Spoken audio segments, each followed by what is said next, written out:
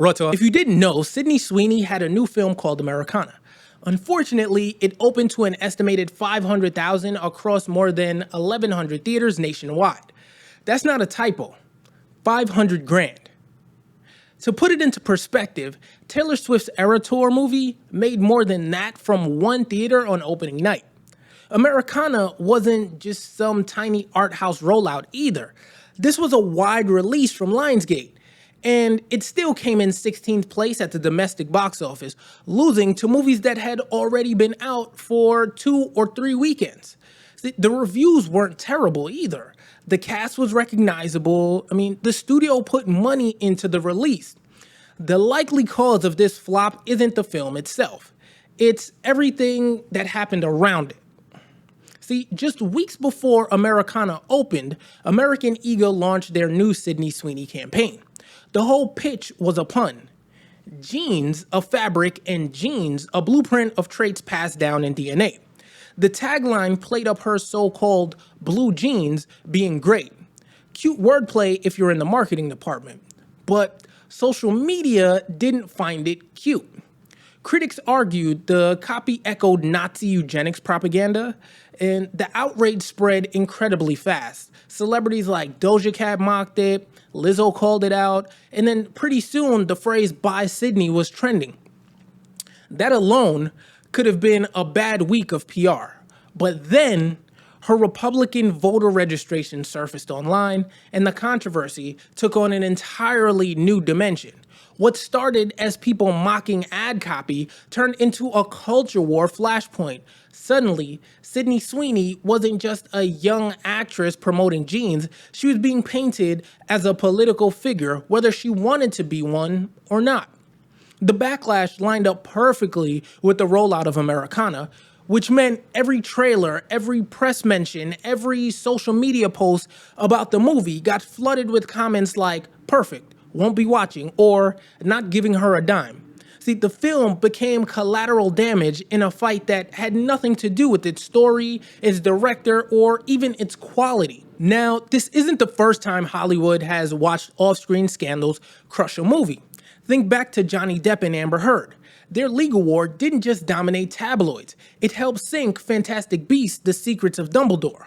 Warner Brothers recast Depp mid-franchise and the box office collapsed compared to earlier entries.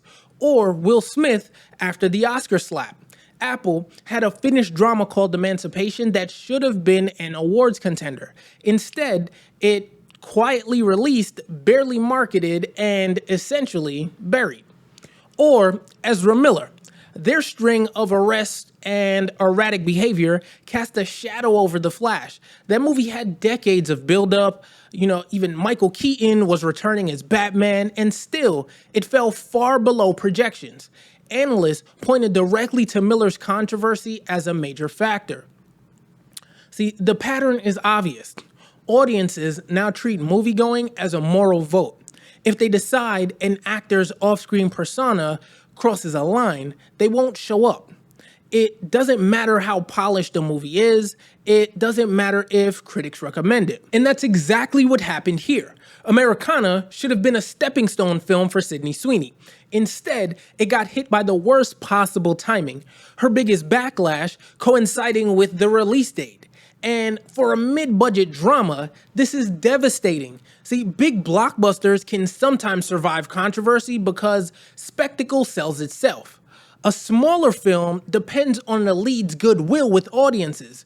You lose that goodwill and the movie never has a chance. Be sure to clap the like button so that my next video hits your feed first. After the dismal box office, Lionsgate pivoted fast. The studio said Americana was always planned as a multi-platform release. Translation, it was also available on premium VOD, so don't judge it by the theatrical numbers. On paper, that sounds reasonable. Day-and-date releases have benefits. They capture people who prefer watching at home. They cut into piracy, and they open extra revenue streams that don't show up in box office charts. Now, during COVID, this model basically kept the industry alive. But here's the problem.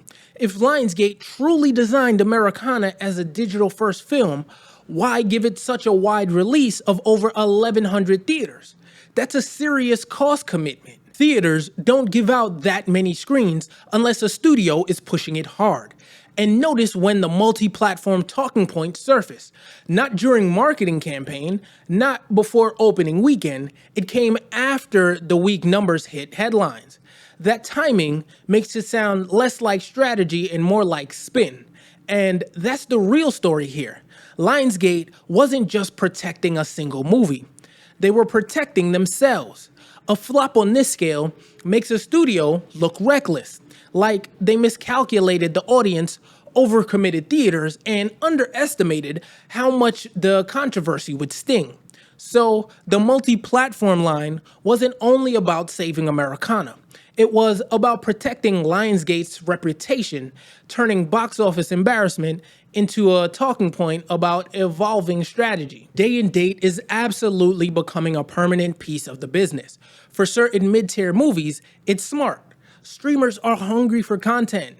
Premium VOD rentals can make quick cash, and some projects simply don't have theatrical legs. Not all, but even a movie like James Gunn's Superman is already on PVOD on Amazon Prime right now. I think it costs $25. See, but studios also use it as a shield. If a film bombs, they can shrug and say, that's fine, digital will save it. Which might be true financially, but it doesn't erase the perception problem. Because the box office still drives culture conversation. A film that makes $50 million in premium VOD revenue will never get the same headlines or awards buzz as a theatrical hit. See, theaters remain the measuring stick for prestige, even if the money increasingly comes from elsewhere. That's the trap Americana fell into.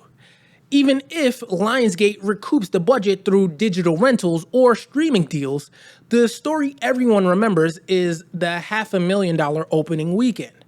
The narrative is written and it says flop. Americana had the right ingredients: a respected distributor, solid reviews, an intriguing premise, and a star who should have been ready to break into prestige territory.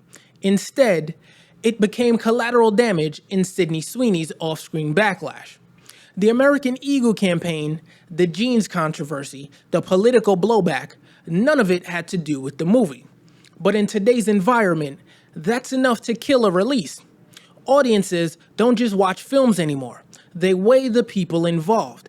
And once the tide turns, even a decent movie can get swept under. Lionsgate will point to its multi-platform strategy, and maybe the premium VOD numbers will look fine in the long run, but you can't PR spin the cultural verdict.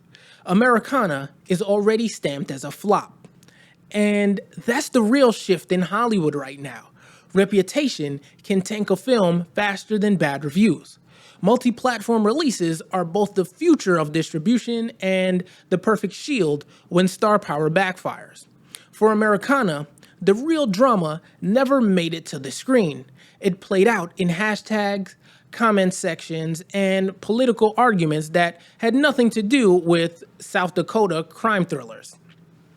In 2025, the most dangerous place for a movie star isn't in front of the camera, it's behind their own phone. Posting ads, signing off on campaigns, or making one misstep that turns an entire film into collateral damage. Now, do you think Americana bombed because of the controversy, or was it doomed no matter what? Let me know in the comments, and for more behind the scenes insights like this, check out this video right here.